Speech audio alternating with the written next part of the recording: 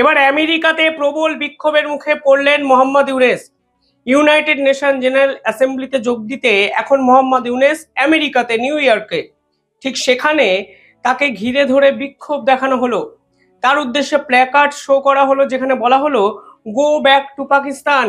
এবং সরাসরি তিনি যে ভারত এবং শেখ হাসিনার বিপক্ষে আন্তর্জাতিক স্তরে চক্রান্ত করছেন সে কথা কিন্তু গ্লোবাল অ্যাটমসফিয়ারে এক্সপোজ করে দেওয়া হলো বিক্ষোভকারীদের পক্ষ থেকে। অর্থাৎ তিনি যে ডোমেস্টিক সরকার চালাতে সম্পূর্ণভাবে ব্যর্থ, তিনি আসলে ষড়যন্ত্রের একটি মূর্তমান প্রতীক, তা কিন্তু আন্তর্জাতিক স্তরে সকলের সামনে কিন্তু এক্সপোজড হয়ে গেল।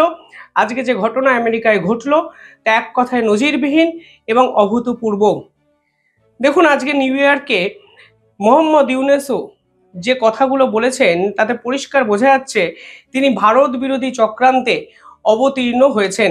একই কথা ফাটা টেপ রেকর্ডারের মতো বারবার তিনি বলে যাচ্ছেন, এবং বারবার মিথ্যে কথা যদি কারোর সামনে বলা হয় সেটাই তো সাধারণ মানুষ কোনো না কোনো সময় সত্যি বলে ভাবতে শুরু করবেন। আজকে সেই খেলাটাই কিন্তু মোহাম্মদ ইউনূস খেলতে শুরু করেছেন। তিনি কালকে ফিনল্যান্ডের প্রাইম মিনিস্টারের সঙ্গে একটি মিটিং করেন। সেখানেও তিনি তার মতো করে একটি গল্প কিন্তু সাজিয়ে গুছিয়ে বলেন। সে খবর প্রকাশিত হয়ে যাওয়ার পর এই বিক্ষোভকারীরা কিন্তু আরও ক্ষেপে যান।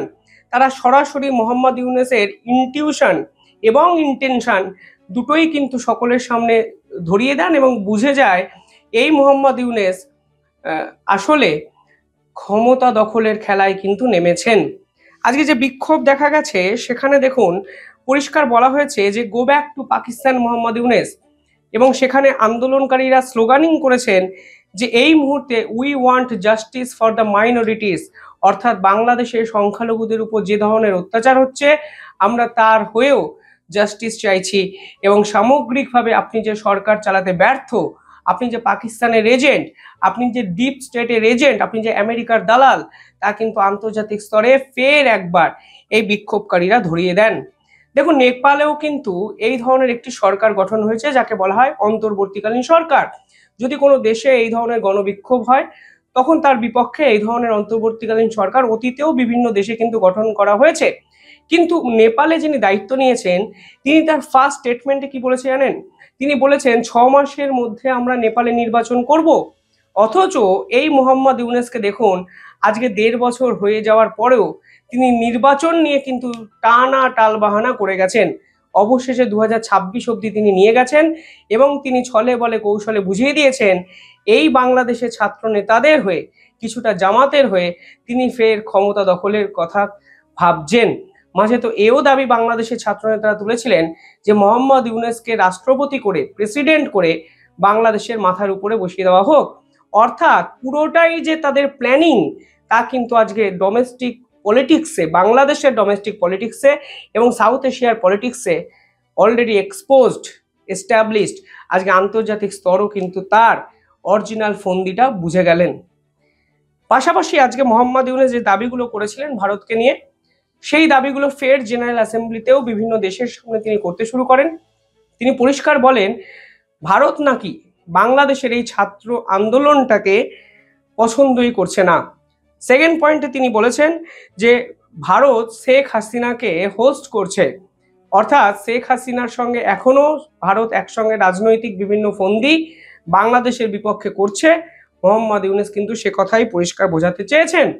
পাশাপাশি আজকে মোহাম্মদ ইউনূস সরাসরি দাবি করেছেন ভারতের জন্যই নাকি সার্ক, অর্থাৎ সাউথ এশিয়ার যে পলিটিক্যাল যে সংগঠন, যেখানে পাকিস্তান আছে, যেখানে শ্রীলঙ্কা আছে, যেখানে বাংলাদেশ আছে, ভারত আছে, আফগানিস্তান আছে, সেই সংগঠনকে নাকি ভারতই নষ্ট করেছে। এবং ভারতের নষ্ট করার কারণটা মোহাম্মদ ইউনূস নাকি বুঝতেই পারছেন না। অথচ সার্কের মিটিং কিন্তু ভারত ইচ্ছাকৃতভাবে ক্যান্সেল করেছিল, কারণ এই মিটিংয়ে পাকিস্তান ছিল। যে মিটিংয়ে পাকিস্তান থাকবে সে মিটিংয়ে পাকিস্তানের দালাল মোহাম্মদ ইউনূস থাকতে পারে, কিন্তু ভারত যে থাকবে না তা কিন্তু স্পষ্ট করে দিয়েছে ভারত। আজকে আন্তর্জাতিক স্তরে মোহাম্মদ ইউনূস কিন্তু সেই দাবি ফের একবার ফিরিয়ে এনেছেন এবং পরিষ্কারভাবে বলেছেন যে ভারত সার্ককে নষ্ট করেছে। 3 নম্বর পয়েন্টে তিনি আরও একটি গুরুত্বপূর্ণ কথা বলেছেন। তিনি বলেছেন ভারতের মিডিয়া নাকি বাংলাদেশের বিপক্ষে ষড়যন্ত্র করছে, বাংলাদেশ সম্পর্কে ভুল বার্তা, ভুল মেসেজ নাকি আন্তর্জাতিক স্তরে দিচ্ছে এবং তিনি সরাসরি বলেছেন এই যে সংখ্যালঘুদের উপর অত্যাচার নিয়ে যে কথাগুলো নাকি প্রচার করা হয়েছে তা সবটাই নাকি ভ্রান্ত, ভুলে ভরা, মিথ্যে, সবই বাংলাদেশের বিপক্ষে ভারতীয় মিডিয়ার মিথ্যে চক্রান্ত। অর্থাৎ তিনি আন্তর্জাতিক স্তরে বাংলাদেশকে বাংলাদেশের এই চেয়ারটাকে কাজে লাগিয়ে ভারতের বিপক্ষে চক্রান্ততে নেমেছেন এবং পরিষ্কার বোঝা যাচ্ছে এর পিছনে আন্তর্জাতিক স্তরের কোনো বড় লেভেলের দেশ কিন্তু জড়িয়ে আছে। দেখুন, পাকিস্তান প্রধানমন্ত্রী শাহবাজ শরীফের ইউনাইটেড নেশন জেনারেল অ্যাসেম্বলিতে কি দাবি করেছিলেন? তারা দাবি করেছিলেন অপারেশন সিন্দুরে নাকি পাকিস্তানের সেনাবাহিনী 7টি ফাইটার জেট ভারতের ভূপতিত করেছে। এমনকি তিনি সেখানে হিন্দুত্ব নিয়ে কথা বলেছেন। আমি দ্য ইন্ডিপেন্ডেন্ট নেটওয়ার্ক এই বিষয়ে একটি ভিডিও বানিয়েছি, আপনারা দেখতে পারেন। অত্যন্ত গুরুত্বপূর্ণ কিছু দাবি পাকিস্তানের পক্ষ থেকে ইউনাইটেড নেশন জেনারেল অ্যাসেম্বলিতে ভারতের বিপক্ষে করা হয়। ভারত পাল্টা জবাব দেয়, এগুলোকে থিয়েটার বলে। কিন্তু সব মিলিয়ে ভারত এবং পাকিস্তানের এই যে বাকযুদ্ধে আন্তর্জাতিক স্তর রীতিমতো চমকে যায়। আর এবার দেখুন, পাকিস্তানকে একদম হুবহু কপি করলো বাংলাদেশ। তারা ইউনাইটেড নেশন জেনারেল অ্যাসেম্বলিটাকে কিভাবে কাজে লাগাচ্ছে? তারা তাদের দেশের কথা বলছে না, তাদের দেশের ভবিষ্যৎ কি হবে তা নিয়ে ভাবছে না। কোনো দূরদর্শী কথাবার্তা মোহাম্মদ ইউনূসের পক্ষ থেকে কোথাও বলা হয়নি।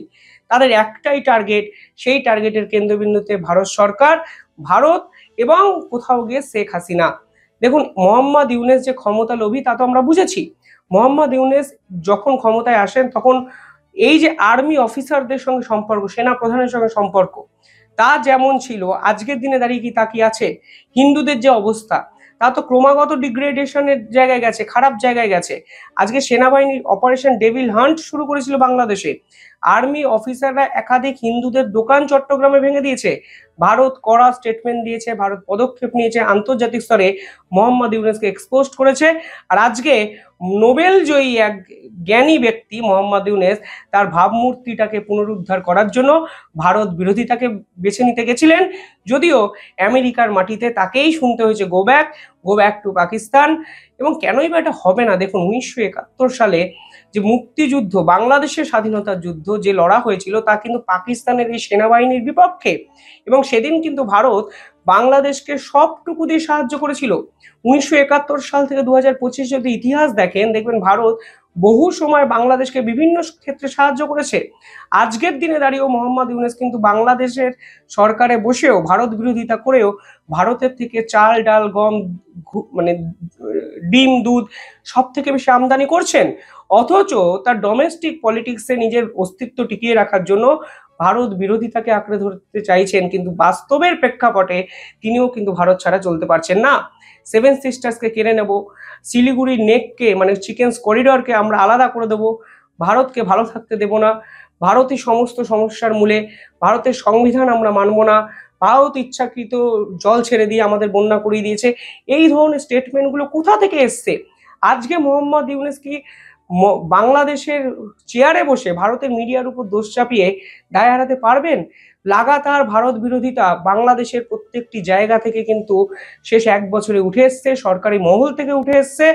আজকের দিনে দাঁড়িয়ে মোহাম্মদ ইউনূস বুঝতে পেরেছেন তিনি আসলে তার বিদেশ নীতি, তার অর্থনৈতিক পরিকাঠামো রিফরমেশন, তার আইন শৃঙ্খলা, তার সমস্ত দিক দিয়ে তিনি ব্যর্থ হয়েছেন বলেই আন্তর্জাতিক স্তরকে ভারতের বিপক্ষে উস্কাতে মাঠে ময়দানে নেমে গেছেন।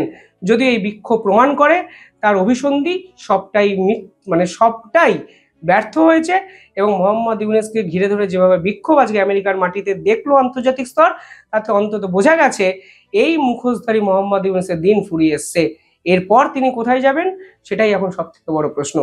দেখতে থাকুন দ্য ইন্ডিপেন্ডেন্ট বেঙ্গল। কমেন্টে জানাবেন আপনারা কিভাবে দেখছেন পুরো বিষয়টি। ধন্যবাদ।